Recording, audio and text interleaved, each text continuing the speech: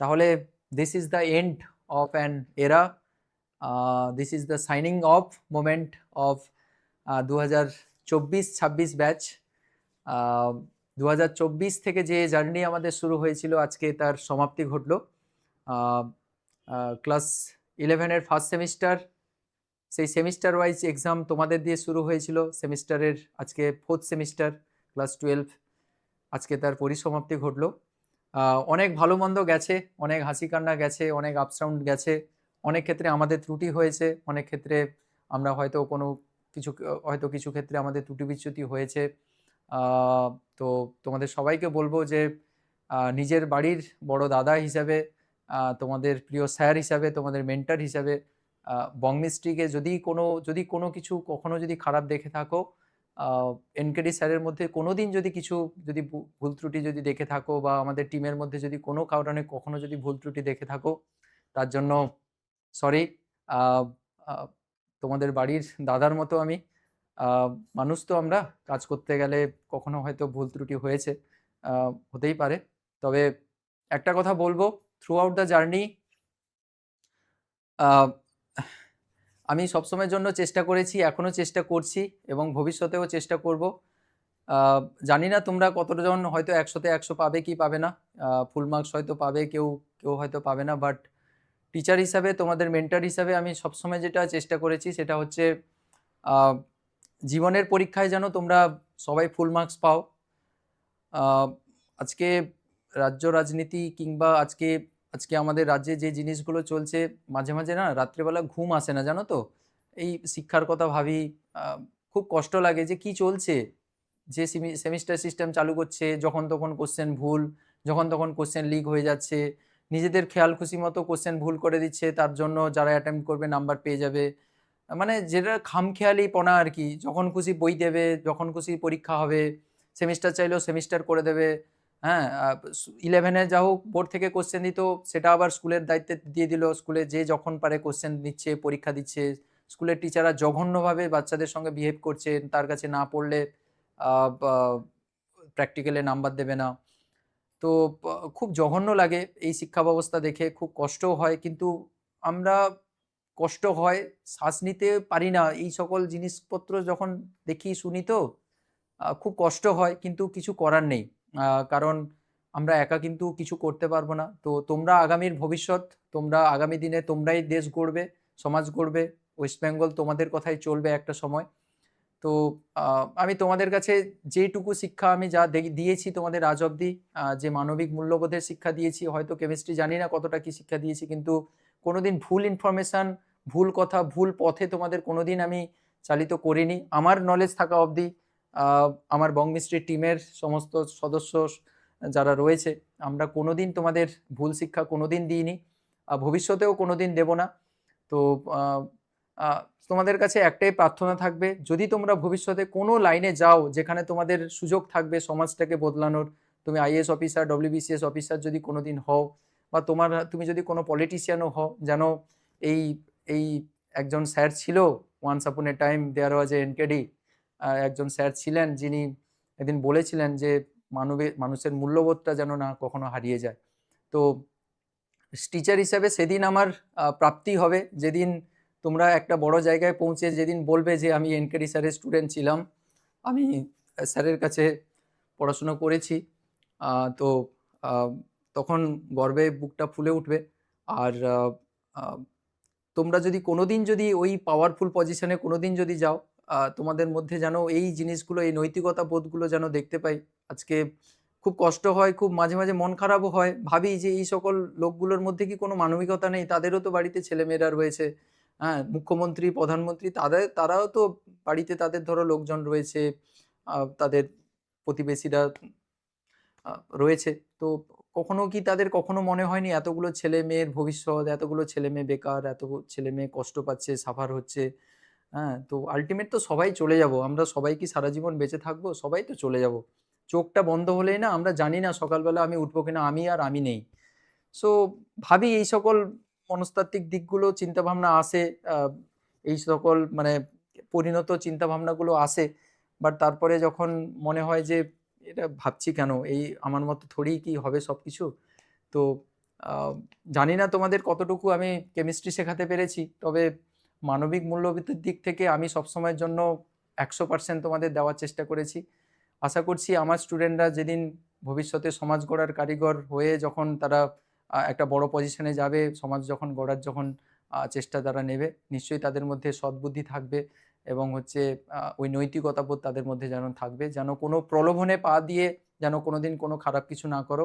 এটা তোমাদের এনকেডি স্যারের তোমাদের কাছে রিকোয়েস্ট, যেন ভবিষ্যৎটা যেন খুব সুন্দর হয়। আজকের সমাজ যেভাবে সাফার করছে, আজকের হয়তো 5 বছর 10 বছর আরও সাফার করবে, কিন্তু তারপরের পরবর্তী প্রজন্ম যেন একটা সুখে শান্তিতে যেন থাকে, যেন সুন্দরভাবে সুষ্ঠুভাবে থাকে। তো শেষ হয়ে গেল আমাদের এই জার্নি। এরপরে হয়তো তোমরা আসবে, আহ, অন্য ক্লাসে হয়তো তোমরা আসবে, কিন্তু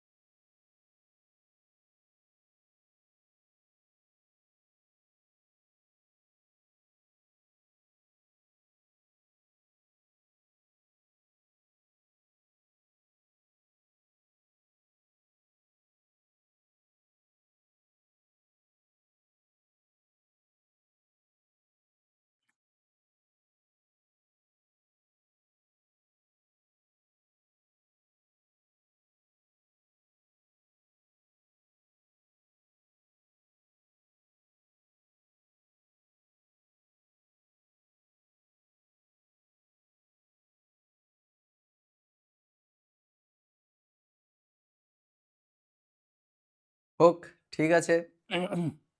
আসলে একটু আমি খুব ইমোশনাল আর কি, মানে বাচ্চাদের সঙ্গে এতটা অ্যাটাচমেন্টে থাকি আমি।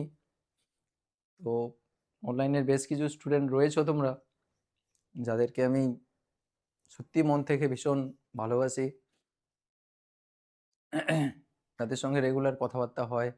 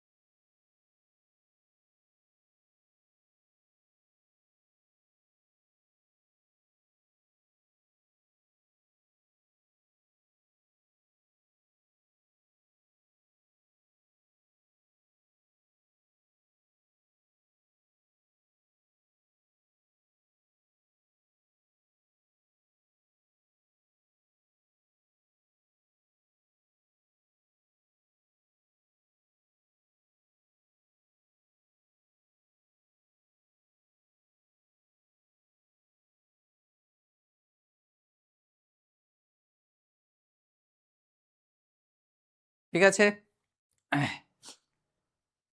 ভালো থাকো সবাই। শেষের পরীক্ষাটা সবাই ভালো করে দাও। হুম?